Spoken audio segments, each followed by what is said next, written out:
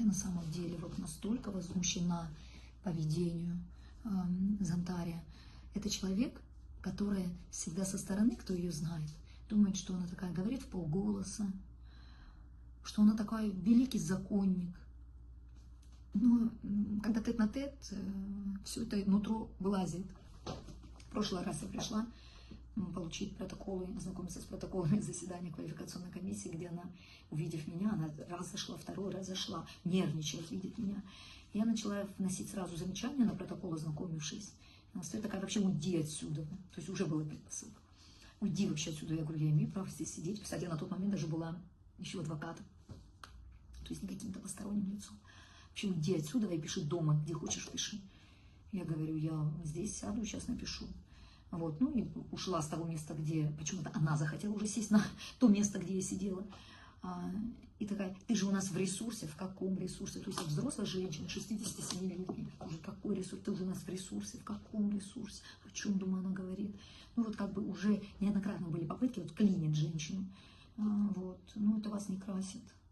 Вот сейчас палата адвокатов, все адвокаты, если вы такие моралисты, если вы считаете, что вот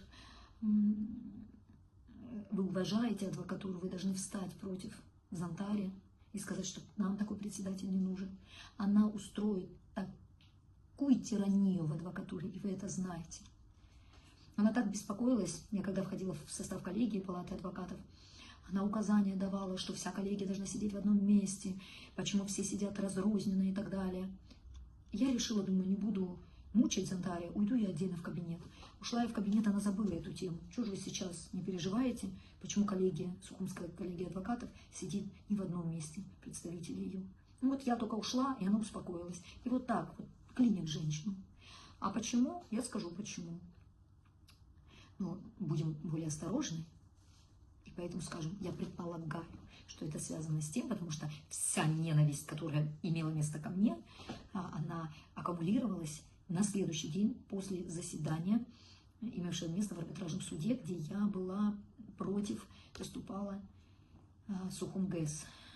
Мы забрали в доход государства с Министерством энергетики линию электропередач, которая СП о Сухумгэс незаконно в свою собственность таким иском странным по самовольной постройке забрали линию электропередач в свою собственность.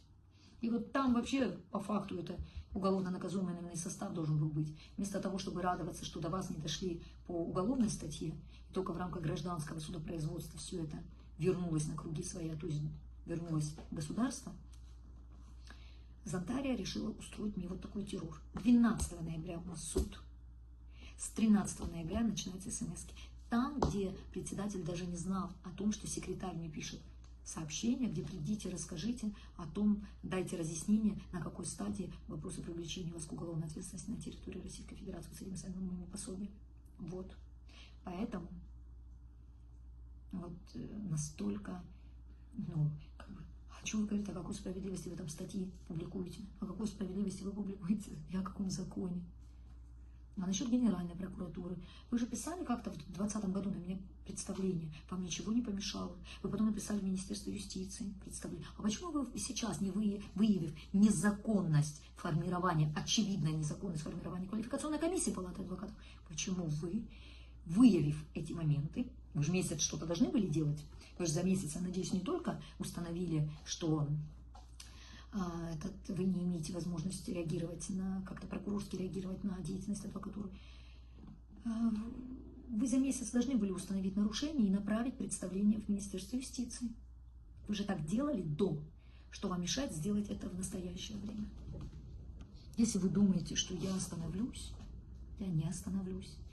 И сейчас именно вот я буду по каждому моменту, что сделала незаконно Зантария, я буду каждый момент посвящать этому видео, что вам вообще было даже тошно смотреть на меня. Вам и так уже тошно, будет еще тошнее.